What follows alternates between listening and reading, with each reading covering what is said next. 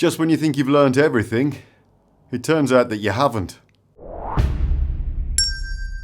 This week we're looking at the Tarot Architect by Lon Milo DuQuette. In the introduction, Lon says that if you work through this book, you'll not only be creating a priceless personal magical treasure, you'll be performing the great work of building the magic temple of tarot within yourself, in your own psyche, and within your own soul. That's a very bold claim, so I think we should put it to the test.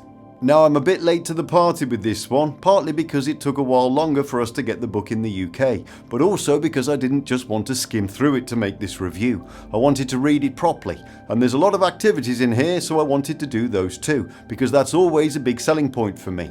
I love anything that gets you doing practical work, so I wanted to make sure I had a chance to do all the activities and the various homework assignments that he sets you before I started talking about it. So regular viewers will know that I'm a huge fan of Lon Milo DuQuette. His work has definitely been the biggest inspiration for me starting this channel. I'll never forget when I first started learning about Qabalah, and I just struggled my way through A Garden of Pomegranates by Israel Regardie, which is a fantastic book but not one that I'd recommend to beginners. I don't know, maybe I'm just a bit thick, but I found myself getting quite lost as I fumbled my way through it. However, I persevered and eventually I made it to the end. It was around that time that I watched a video from another YouTuber called Foolish Fish called 10 Esoteric Books for Beginners. I'll put a link in the description because it's a really good video and I'm still working my way through his list of books, but one of them was The Chicken Qabalah by Lon Milo DuQuette, so I went ahead and ordered it. When it arrived, I wearily opened the book and started reading, and within the first paragraph it was like all the fog just cleared away and everything just started clicking into place. I'm one of those people who reads the same page 5 times because my mind wanders off and starts thinking about nonsense, but Lon has this really easygoing and funny writing style that keeps my attention, so I learnt more from that one book than any other. Also, after reading The Chicken Qabalah, I was able to go back to books like Garden of Pomegranates and Mystical Qabalah by Dion Fortune, and I found that they actually made sense at that point.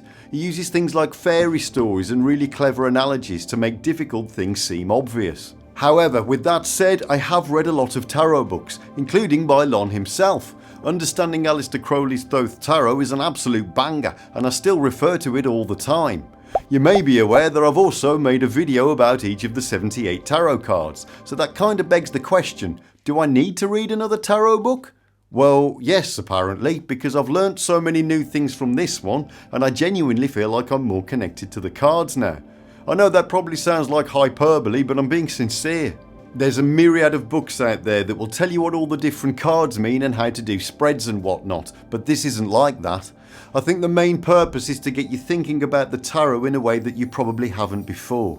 So the main idea is that you're actually building a temple of understanding out of the cards. That's why it's called the Tarot Architect, but you're building that temple inside yourself, and this is a kind of step-by-step guide on how to do that using various activities, beginning at the foundations and working your way up. Now, you might think some of these activities seem a bit strange at first, but I assure you that it will make sense if you actually sit down and do them. You might be tempted just to read the words and not do any of the tasks that he sets you, but I promise that you'll be missing out if you do that. The exercises are there to help you assimilate the information, and they do an amazingly good job of that. One example that struck me was when he gets you to lay the cards down on the Kabbalistic Tree of Life. Now, I'm fully aware of the positions of the cards on the tree, but I've never actually sat down and purposefully laid the cards out in that shape. It sounds like such a simple thing, but the physical act of doing it has made me feel much more connected to that idea, and that's where I've found the real value in this book. There's been lots of these little aha moments that have made me feel like I've moved up a level on the cosmic ladder each time.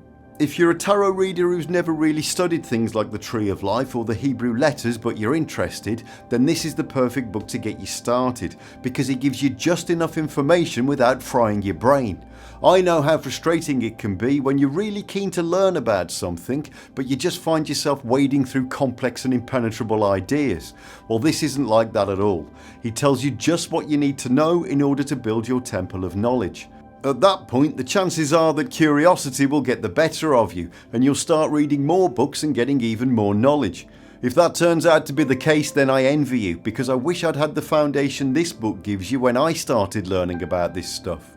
Anyway, I'm just going to talk about a couple of the activities in the book because there's lots and all of them are worth doing, but these really stood out for me. Just a couple of things to talk about before I start. These examples are presented with the Tarot of Ceremonial Magic, which is Lon's own deck and is loosely based on Aleister Crowley's Thoth Tarot. I've recently fallen in love with this deck, partly because I really like the designs, but also because of the sheer amount of information that's on the cards. The book that goes with it talks you through all the various symbols and correspondences, and I just think it's a really cool ecosystem that I love jumping into.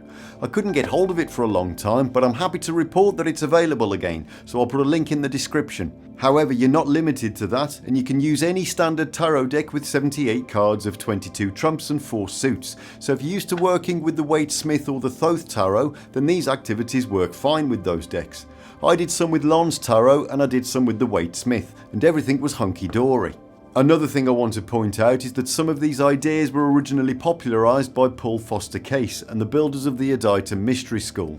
If you're a fan of Case, then you'll love this book because some parts of it really expand on these concepts. An important one is what's known as the Cube of Space. There's some bonus material that comes with this book, and one of the downloads is your very own cube of space that you can print out and stick together so you've got a visual example to work with. This is mine. It's a bit of a tiddler. Yes, that's my fault. I should have printed it out on a bigger sheet of card. But hey, it's perfectly formed and it does the job. I shall construct a bigger one at some point, but you'll find that a lot of this book is about helping you to visualise certain concepts rather than just reading about them. And that suits my learning style down to the ground. Anyway, the Cube of Space is an idea that was based on a couple of verses from the Sefer Yetzirah, and it associates the 22 letters of the Hebrew alphabet with the directions of three-dimensional space. So that's left, right, forwards, backwards, up and down, plus all your diagonal points. We know that the 22 trump cards correspond to the 22 Hebrew letters, so this assigns each trump card to a direction, with the final letter Tav sitting in the centre. That's you, by the way. It's something that I've been aware of for years, but I've never really fully appreciated it until now, and it's thanks to these activities. You know, like when you've been trying to get your head around something for the longest time and then someone explains it in such a way that it instantly makes sense and you feel stupid for not figuring it out sooner. I've had quite a few moments like that with the Tarot Architect, so let's see how I got on. Attunement meditation on completion of the mother letter trumps. Now, whenever I hear the word meditation, I always groan inwardly because I'm famously crap at it. I always start out with good intentions, but I just can't seem to keep my mind focused for any meaningful length of time. Is bike short for bicycle? However, I've found that these meditations hit differently because they give my mind something cool to focus on. Here we're working with the 3 mother letters of the Hebrew alphabet, so that's Aleph, Mem and Shin. We're also working with the corresponding tarot cards, so that's the Fool, the Hanged Man and the Aeon card. If you use the Waite Smith deck, then you'll probably know the Aeon card as Judgment, the one with the trumpet playing angel and the zombies rising out of their tombs. We're also working with the Universe card, or what's called the World if you're using the Waite Smith tarot, and that corresponds to the Hebrew letter Tav. So in addition to the cards and the Hebrew letters, we're also going to be getting musical by incorporating the corresponding notes. Now this is a big deal for me because the music of the tarot is something that I've always been fascinated by. The idea was put forward by Paul Foster Case, but it goes all the way back to the ancient Greeks and how they constructed the 12-note chromatic scale. I'm not going to get into that here because it deserves a whole video to itself, but if you've seen my episodes on the major arcana, you'll know that I always included the musical notes in Correspondence Corner. Now, I never really understood the significance of them until now, but in the book Lon talks about how each of the tarot trump cards vibrate at a certain frequency of sound. When we chant the corresponding musical note, our bodies vibrate at that same frequency, so we kind of become one with the card. Yes, I'm fully aware of how woo-woo that sounds, but trust me, Lon says be aware that this chanting will likely have an immediate and overtly powerful effect on your consciousness and should not be omitted. Once you actually do it, you will know exactly what I mean. I know exactly what he means, and it's a curious feeling. Firstly, you need to have some kind of musical instrument at hand so you can determine what the notes are. If you haven't got an instrument, Lon suggests that you get hold of some pitch pipes. I'm never more than 10 feet away from a guitar in this house, so I just use one of those. But you could use a bassoon, a ukulele, a Peruvian nose flute, or whatever you've got to hand. Next, you want your 4 tarot cards lined up. Now, I'm using the Waite Smith at the moment because he asks you to close your eyes and hold the image of the card in your mind. I know every square millimetre of the Waite Smith tarot, so that's the obvious deck for me. But once I've finished colouring the cards from the book, I'll start using those. More on that later. Now, he gives you the full instructions on how to perform this meditation in the book, but just as a quick overview, you basically play the note that corresponds to each of the cards. So in the case of the universe or the world, that's an A natural. You then close your eyes and sing that note 3 times to a specific word while you visualise the card in front of you. At this point, you then work your way through the other cards using the corresponding notes and words, but you imagine the Fool extending up through the ceiling and down through the floor, the Hanged Man extending out in front of you and behind you, and the Judgment card you imagine extending out to the left and the right. This gives you the 3 axes of the cube of space, with you, the universe, sitting at the centre. Now, if you follow all of the instructions in the book and do this meditation, it's a bit like seeing the Matrix. There's no going back. It instills the idea in your mind, and you will look at things from a slightly different perspective from that point on. You know, like in The Karate Kid, when Mr. Miyagi makes him do the wax on, wax off thing, and it teaches him the martial arts moves. It's a bit like that. I've been Miyagi'd. Anyway, it does this with all of the trump cards in all of the directions, so by the time you've worked your way through it, you get this real understanding that goes beyond just knowing what the concept is. You feel like you're living in it. But again, you're going to need to do it yourself to know exactly what I'm talking about here. Creating your own tarot deck. Don't panic, this isn't as difficult as it sounds. In the book there are 78 black and white reproductions of each of the cards in the Tarot of Ceremonial Magic. What we need to do is bring them to life by colouring them in and customising them. This takes us back to Paul Foster Case again and the Bota Tarot deck, which was designed to be coloured in by the student. The act of doing this is a form of meditation that gives you a real sense of connection to the cards. It's something that I've always wanted to do, but I just never got around to. So when I realised that it's one of the activities in the book, I decided that now's the time. I mentioned earlier about the online bonus material. One of the downloads is all 78 cards from the Tarot of Ceremonial Magic ready to be coloured in. So I got them all printed out on A5 card, and I also got one of these folio books to keep them in. Anyway, it's now become my new hobby. Whenever I've got some free time, I get the pencils out and do a card or two. I feel this interesting sense of calm while I'm doing it. Again, I can't really explain it, but I just find myself getting completely immersed in the activity.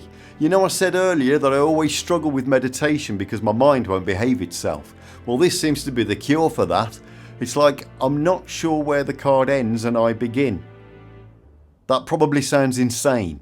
I know you can get colouring books for grown-ups, but I've not done anything like this since I was a kid, and I regret that now. There's an absolute plethora of symbols and correspondences on these cards, and that can be a bit daunting at first, but when I'm colouring them, it feels like they're naturally working their way into my subconscious. Can I have a go? No, you can't. Why not? You don't stay in the lines and you'll probably draw turnips all over them. Well, actually, Lon says I'm expecting you to modify, customise, and if you feel it necessary, completely paint over my images and draw your own designs informed by your own taste, inspiration and understanding. Yes, but I don't think the world's ready for the root vegetable tarot deck. I'm not sure how much insight can be gained from the 7 of radishes. Oh, come on, please. I tell you what, why don't I print out another set just for you? Then we can all marvel at the Queen of Beetroots. Yay! So that has been my experience with the Tarot Architect, a very different kind of tarot book. Now, I've barely scratched the surface here because there's just so much content to work with, but I hope this has given you some understanding of what's going on. Whenever something new comes out, you usually see some pretty extraordinary claims and lip service about it, but I genuinely feel like this one not only lives up to the hype, but goes way beyond it. I haven't so much read this book as lived it for the past few weeks, and there's so much depth that I think I'll carry on living it. Anyway, this has been a bit different to my usual content, but please let me know in the comments if you'd like to see more book reviews like this. I'm going to leave you with a quote from Rabbi Lamed Ben Clifford, who once said, "The more you play around with the cards, the more the cards will play around with you." Thank you for joining us on this architectural adventure through the inner temple of Tarot. May your fool stay upright and your cube of space remain properly assembled. Until next time.